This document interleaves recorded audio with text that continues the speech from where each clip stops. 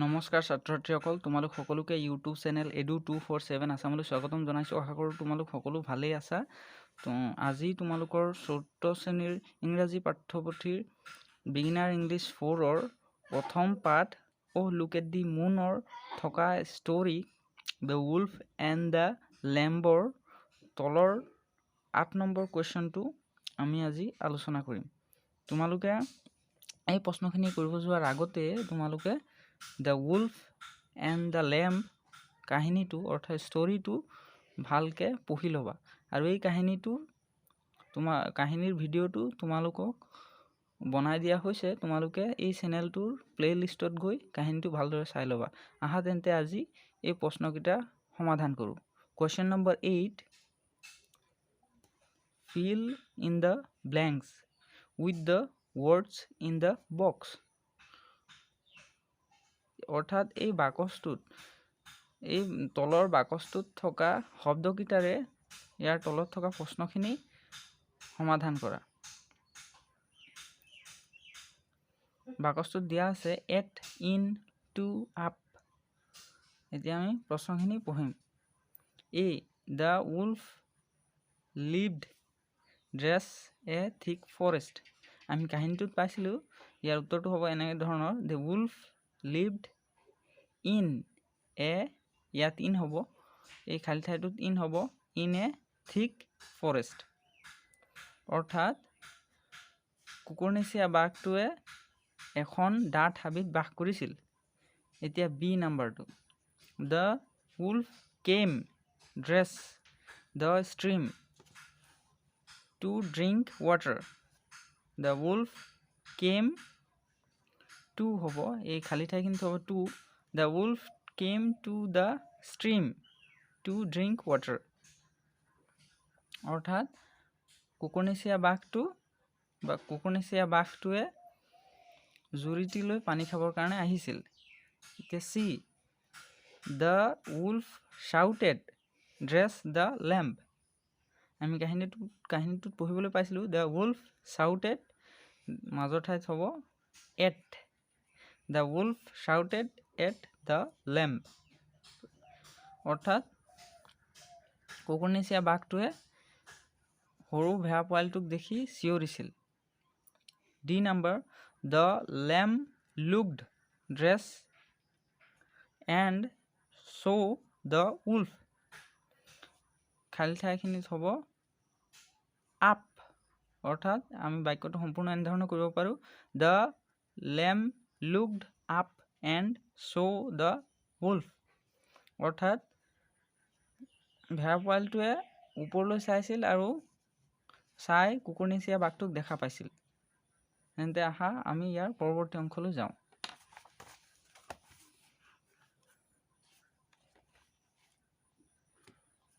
Question number 9, number 9ত দিছে, look at the picture and read the sentences in the bubbles cloud.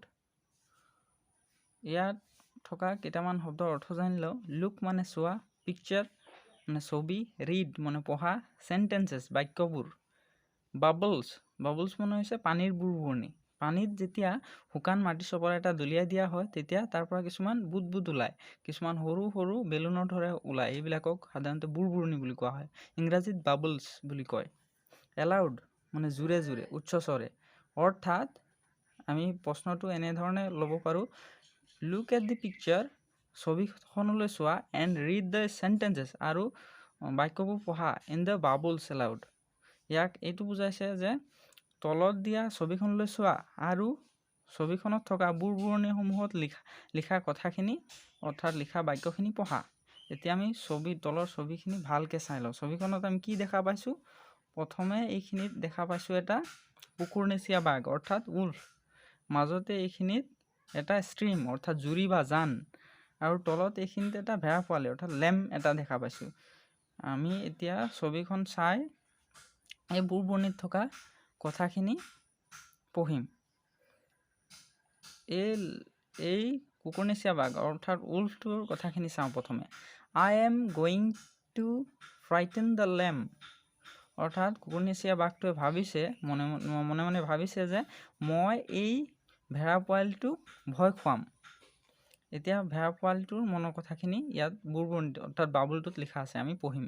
The wolf is trying to frighten me. অৰ্থাৎ ভেড়া পোৱালিটোৱে ভাবিছে যে এই কুকুৰনেচীয়া বাঘটোৱে মোক ভয় খুৱাব বিচাৰিছে। গতিকে আমি এইখিনি পঢ়িলোঁ। এতিয়া আমি তলৰ প্ৰশ্নটোলৈ আগবাঢ়ো। নাম্বাৰ 10, চে এজ ফাষ্ট এজ ইউ কেন। অৰ্থাৎ তুমি যিমান সোনকালে যিমান খৰকৈ পঢ়িব পাৰা পঢ়াচোন। এইখিনি আমাক পঢ়িব কৈছে, খৰকৈ পঢ়িব কৈছে। মই তোমালোকক পঢ়ি দিছোঁ, এইখিনি লাহে লাহে পঢ়ি দিম, তোমালোকে বুজি ল'বা, পিছত তোমালোকে খৰকৈ চেষ্টা কৰিবা। Number A, wash water wolf well went. এতিয়া অৰ্থখিনি জানি লওঁ। ৱাছ মানে ধোৱা, ৱাটাৰ মানে পানী, উলফ মানে কুকুৰনেচীয়া বাঘ, আগতেও কৈছোঁ।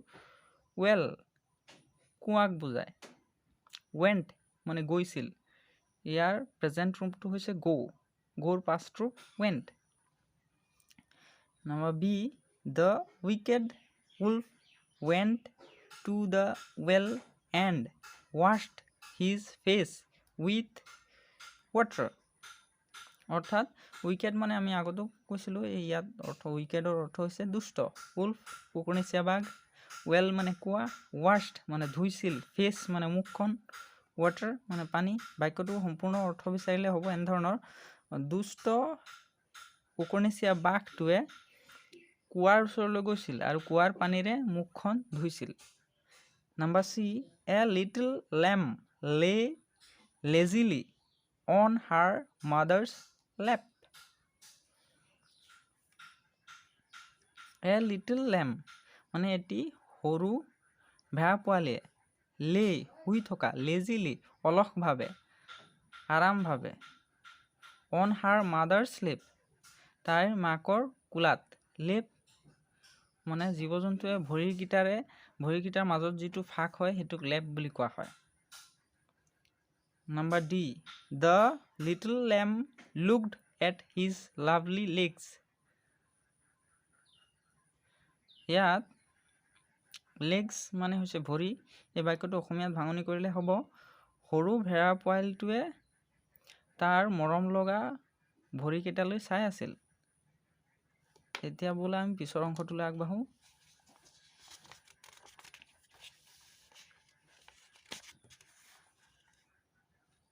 Number 11, look at the pictures and read.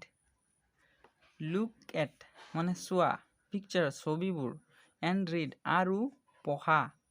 ইয়াত তলত দিয়া ছবিখিনিলৈ চাবলৈ কৈছে, ভালদৰে চাবলৈ কৈছে, আৰু আমাক পঢ়িব কৈছে। আমি আচলতে এই ছবিখিনি কিহৰ ছবি দেখা পাইছোঁ? একোটা চাকি, লেম্প, যিটোক লেম্প কয়। আমি এইখিনি ইয়াত তিনিটা লেম্প দেখিবলৈ পাইছা। তিনিটাৰ দেখাত সিহঁতৰ আকৃতিটো কিন্তু বেলেগ বেলেগ। এইটো অলপ ডাঙৰ যেন লাগিছে, এইটো তাতকৈ অলপ সৰু যেন লাগিছে, এইটো আটাইতকৈ সৰু যেন লাগিছে। গতিকে আমি তলৰ লিখাখিনি পঢ়িম। স্মল মানে সৰু, স্মলাৰ মানে তাতোকৈ সৰু, স্মলেষ্ট আটাইতকৈ সৰু। ইয়াত স্মলটোৱে সৰু, স্মলাৰ তাতকৈ সৰু, অৰ্থাৎ এইটোতকৈ সৰু, স্মলেষ্ট আটাইতকৈ সৰু। এই যে দুটা আছে এই দুটাতকৈ সৰু, মানে আটাইতকৈ সৰু হৈছে এই স্মলেষ্টটো। আমি পিছৰ অংশটোলৈ যাওঁ। ইয়াত আমি কি দেখিবলৈ পাইছোঁ? এই ছবিটোত তিনিজোপা গছ দেখিবলৈ পাইছোঁ। এজোপা অলপ ডাঙৰ লাগিছে, এজোপা তাতকৈ সৰু, আৰু এজোপা তাতকৈ সৰু। আমি যদি এনেকৈ চাওঁ, এইটোক যদি ওখ বুলি কওঁ, ইয়াত ইংৰাজীত দিছে টল। টল মানে ওখ, টলাৰ তাতোকৈ ওখ, অৰ্থাৎ এইজোপাতকৈ এজোপা ওখ, আৰু টলেষ্ট আটাইতকৈ ওখ। ইয়াত থকা এই দুজোপাতকৈ আটাইতকৈ ওখজোপা হৈছে এজোপা, গতিকে এইটো টলেষ্ট। টল ওখ, টলাৰ তাতোকৈ ওখ, টলেষ্ট আটাইতকৈ ওখ। এতিয়া আমি পিছৰ অংশটোলৈ যাওঁ। ইয়াত তিনিজন ল'ৰাৰ ছবি আমি দেখা পাইছোঁ। তেওঁলোকে কিবা বস্তু দাঙি আছে, অৰ্থাৎ এওঁলোকক সাধাৰণভাৱে ৱেইট লিফ্টাৰ, ভাৰোত্তোলক বুলি কোৱা হয়। তেওঁলোকে ওজন কঢ়িওৱা বস্তু দাঙিছে, তেওঁলোকে ওজন থকা বস্তু দাঙিছে। তলত দিয়া আমি কথাখিনি পঢ়ি চাওঁ। I am a strong man, অৰ্থাৎ মই শক্তিশালী মানুহ। ষ্ট্ৰং মানে শক্তিশালী, মেন মানে মানুহ। I am stronger than you, মই তোমাতকৈও শক্তিশালী, অৰ্থাৎ এইজনতকৈ এইজন বেছি শক্তিশালী। এতিয়া এইজনে ক'ব I am the strongest of all, মই সকলোতকৈ শক্তিশালী, অৰ্থাৎ ইয়াত থকা তিনিজনৰ ভিতৰত এই দুজনতকৈ এই শেষত থকাজন বেছি শক্তিশালী, অৰ্থাৎ আটাইতকৈ শক্তিশালী। সেইটো কাৰণে তেওঁ কৈছে যে I am the strongest of all. এতিয়া তলৰ অংশখিনি আমি তলত বাকচত থকা কথাখিনি পঢ়ি চাওঁচোন। Long, longer, longest. Rich, richer, richest. short, shorter, shortest, weak, weaker, weakest, heavy, heavier, heaviest, fat, fatter, fattest, happy, happier, happiest, wide, wider, widest। এতিয়া আমি এই শব্দখিনিৰ অৰ্থখিনি অসমীয়াত ভাঙনিটো চাওঁ। লং মানে দীঘল, লংগাৰ তাতোকৈ দীঘল, লংগেষ্ট আটাইতকৈ দীঘল, ৰিচ ধনী, ৰিচাৰ তাতোকৈ ধনী, ৰিচেষ্ট আটাইতকৈ ধনী, শ্বৰ্ট চুটি, শ্বৰ্টাৰ তাতোকৈ চুটি, শ্বৰ্টেষ্ট আটাইতকৈ চুটি, ৱেক দুৰ্বল, ৱেকাৰ তাতোকৈ দুৰ্বল, ৱেকেষ্ট আটাইতকৈ দুৰ্বল, হেভি গধুৰ, হেভিয়াৰ তাতোকৈ গধুৰ, হেভিয়েষ্ট আটাইতকৈ গধুৰ, ফেট শকত, ফেটাৰ তাতোকৈ শকত, ফেটেষ্ট আটাইতকৈ শকত, হেপী সুখী, হেপিয়াৰ তাতোকৈ সুখী, হেপিয়েষ্ট আটাইতকৈ সুখী, ৱাইড বহল, ৱাইডাৰ তাতোকৈ বহল, ৱাইডেষ্ট আটাইতকৈ বহল। তোমালোকে কথাখিনি বুজি পালানে? এতিয়া আমি পৰৱৰ্তী অংশলৈ যাওঁ।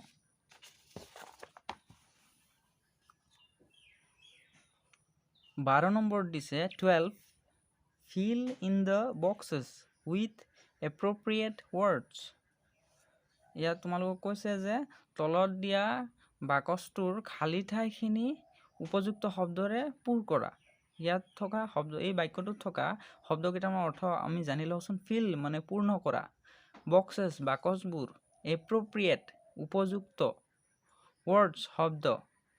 আমি 12 নাম্বাৰটো পঢ়াৰ আগতে এটা বাকচ পঢ়িছিলোঁ, তাত আমি কিছুমান শব্দ পাইছিলোঁ, সেইখিনি আমি চাই লৈ ধুনীয়াকৈ কৰিব পাৰোঁ। আহাচোন আমি খালী ঠাইটোত কি হ'ব চাওঁ। ইয়াত আছে লং, মাজত খালী ঠাই, ইফালে আছে লংগেষ্ট, মাজত কি হ'ব লংগাৰ, ইফালে লংগেষ্ট, মাজত হ'ব লংগাৰ। ইয়াত মাজত আছে হটাৰ, ইফালে আৰু ইফালে কি হ'ব লিখিব লাগে। ইফালে লিখিম আমি হট, হটাৰ, ইয়াত হ'ব হটেষ্ট। ইয়াত আছে হেপী, মাজত খালী ঠাই, ইফালে শেষত আছে হেপিয়েষ্ট। ইয়াত কি হ'ব, প্ৰথমে আছে হেপী, ইয়াত হ'ব হেপিয়াৰ, ইয়াত হেপিয়েষ্ট। ইফালে আছে বিগ, ইয়াত বিগাৰ, ইফালে হ'ব বিগেষ্ট। ইয়াত খালী ঠাই আছে, ইয়াত খালী ঠাই নহয়, ইয়াত শ্বৰ্টাৰ বুলি আছে, ইফালে খালী ঠাই আৰু ইফালে খালী ঠাই, আমি খালী ঠাই দুটা পূৰ কৰিব লাগিব। ইয়াত মাজত যিহেতু শ্বৰ্টাৰ আছে, ইয়াত হ'ব শ্বৰ্ট, ইয়াত শ্বৰ্টেষ্ট। ইয়াত আছে ব্ৰেভ, এই খালী দুটা পূৰ কৰিব লাগে। ইয়াত ব্ৰেভ আছে, ইয়াত হ'ব ব্ৰেভাৰ, ইয়াত ব্ৰেভেষ্ট। ইয়াত ৱাইজ, ৱাইজাৰ, ৱাইজেষ্ট। আহা আমি তাৰ পৰৱৰ্তী অংশটো চাওঁ। কুৱেশ্যন নম্বৰ 13, ইয়াত আছে let's read a few words with silent letters. আহা আমি কেইটামান অনুচ্চাৰিত শব্দ পঢ়ো সাইলেন্ট মানে অনুচ্চাৰ অৰ্থাৎ উচ্চাৰণ নোহোৱা শব্দ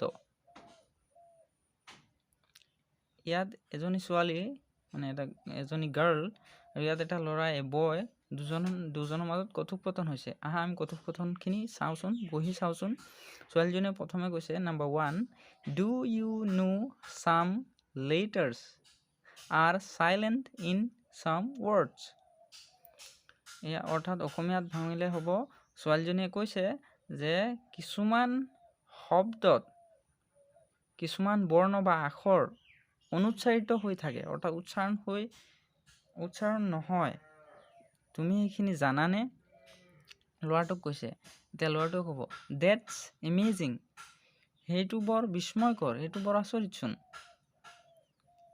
এতিয়া ছোৱালীজনীয়ে ক'ব 3 let's read some of these words without saying the underlined letters ইয়াত underline মানে হৈছে তলত আস্তনা letters মানে বৰ্ণ বা আখৰ ছোৱালীজনীয়ে কৈছে যে আহাচোন তলত আস্তনা শব্দ কেইটামানৰ আহাচোন তলৰ শব্দবিলাকৰ আস্তনা বৰ্ণকেইটা উচ্চাৰণ নকৰাকৈ পঢ়ো ইয়াত আমাক পঢ়িব কৈছে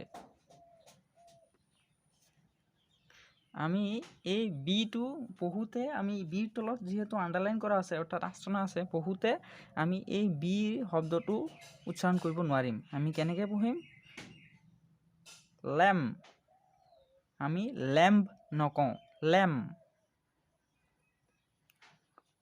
বম টুম কম প্লাম্বা ক্ৰাম তোমালোকে ভালকে উচ্চাৰণ কৰিবা মই কৰাৰ ধৰণে তোমালোকে উচ্চাৰণ কৰিবা আহা নাম্বাৰ 13 টো লৈ চাওঁ 13 B tick the word you hear তুমি শুনা শব্দখিনি টিক কৰিব কৈছে আমি পঢ়িম ল্যাম্প এইটো হ'ব ল্যাম্প আগৰ নিচিনাকে ল্যাম্প বুলি নকওঁ ল্যাম্প টু ডাম্প এইখিনি আকৌ ল্যাম্প ডাম এই শব্দ দুটাত বি আৰু এই শব্দ দুটাত বি দুটাৰ উচ্চাৰণ নহয় ইয়াত কিন্তু পিৰ উচ্চাৰণ হয় সেইটোৱে পাৰ্থক্যটো আজিলৈ ইমানেই তোমালোকে ভিডিঅ'টো বুজি পালানে বুজি নাপালে তলত কমেন্ট কৰি জনাবা আৰু ভিডিঅ'টো অৰ্থাৎ চেনেলটো সাবস্ক্ৰাইব কৰি থবা ধন্যবাদ